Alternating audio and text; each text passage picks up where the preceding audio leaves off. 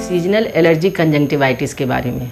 तो seasonal allergy conjunctivitis जो है बच्चों में भी हो सकता है और एडल्ट में भी हो सकता है। इसमें भी कारण वही है, जो वातावरण में धूल होते हैं या पौधों के जो पॉलेंस होते हैं, पराग होते हैं, उनकी वजह से आँखों में एलर्जी होती है। सिम्टम्स लगभग वही मिलते जुलते होते हैं, लाली, पानी, चुभन, फोटोफोबिया और खुजली। खुजली एक इम्पॉर्टेंट सिम्टम है।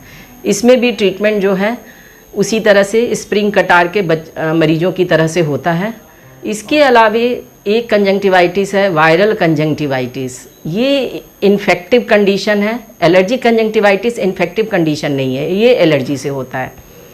वायरल कंजंक्टिवाइटिस जो है ये इन्फेक्टिव कंडीशन है, ये एडिनोवायरस से होता है। ये इन्फेक्शन होता कैसे है? जब आप कई भीड़ भाड़ वाली जगह पे जाते हैं या फिर आप जो है वैसे मरीज़ के संपर्क में आते हैं जो ऑलरेडी इस बीमारी से ग्रसित हैं, तो फिर ये आपको हो जाता है। ये बहुत ही ज़्यादा हाईली कंटेजियस बीमारी है। जैसे कोविड फैलता है वैसे ही ये फैलता है। तो जब ये बीमारी किसी मरीज़ को होती है तो सबसे पहले तो मैं यही सलाह देती हूँ कि जो कोविड की हैंड हाइजीन होती है वो आपको इसमें फॉलो करनी है, कि हाथ को बराबर धोते रहना है, अपने कपड़े तौलिए अलग रखना है। जो कंटेजियस पीरियड है 7-8 दिन का, उस वक्त आपको अलग कमरे में रहना है, अपने घर के परिवार लोगों के संग नहीं बैठना है, क्योंकि यदि आपने ऐसा नहीं किया तो ये बीमारी फिर धीमे धीमे सारे परिवार में फैल जाएगी। इस बीमारी के सबसे प्रमुख लक्षण क्या है? इस बीमारी में आँख ज़रूरत से ज़्यादा लाल हो जाती है। जैसे मैं बोलूँ तो टमाटर की तरह लाल हो जाती है।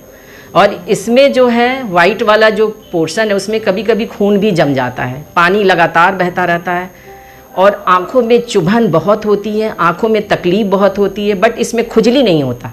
जैसा कि मैंने बताया कि एलर्जी में खुजली होता है, वायरल कंजंक्टिवाइटिस में खुजली नहीं होता। ये पेनफुल आई कंडीशन है और इसमें आँख इतनी लाल होती है कि मतलब ऐसा लगेगा कि आँख एकदम छोटी सी हो गई है और दूसरी आँख जो है कम प्रभावित होती है। इसमें जो है कंटेजियस पीरियड जो होता है लगभग 8 से 10 दिन का होता है। तो उस पीरियड में जो है मैं मरीजों से यही बोलती हूँ कि आप अलग थलग रहें, अपनी हैंड हाइजीन बिल्कुल मेंटेन रखें, ताकि आपके द्वारा ये इन्फेक्शन किसी और को ना फैल जाए। इसमें इन सब जो लाली है, चुभन है और जैसा कि मैंने बताया कि फॉरेन बॉडी सेंसेशन है, फोटोफोबिया है, इसके अलावे इसमें मरीज को कभी कभी बुखार भी आ जाता है, गला भी ख़राब हो सकता है और कान के पास जो है ना गांठें भी आ जाती हैं। तो कई बार मरीज़ जब लाली लेके आता है तो मरीज़ से ये ज़रूर पूछना चाहिए कि बुखार तो नहीं आ रहा है या कान के पास कोई गांठें तो नहीं हो गई हैं। तो इसमें ज़्यादातर मरीजों को लुब्रिकेंट सिम्टोमेटिक ट्रीटमेंट देते हैं, जैसे कि लुब्रिकेंट आई ड्रॉप हो गया या कोई एंटीबायोटिक यदि आपको बैक्टीरियल इन्फेक्शन लग रहा है। यदि बहुत सीवियर इन्फ्लेमेशन है तो कभी कभी डॉक्टर जो है इन्फ्लेमेशन को सबसाइड करने के लिए स्टेरॉयड ड्रॉप भी दे सकता है। लेकिन लोग ये कहेंगे कि इन्फेक्टिव कंडीशन में स्टेरॉयड क्यों देना है?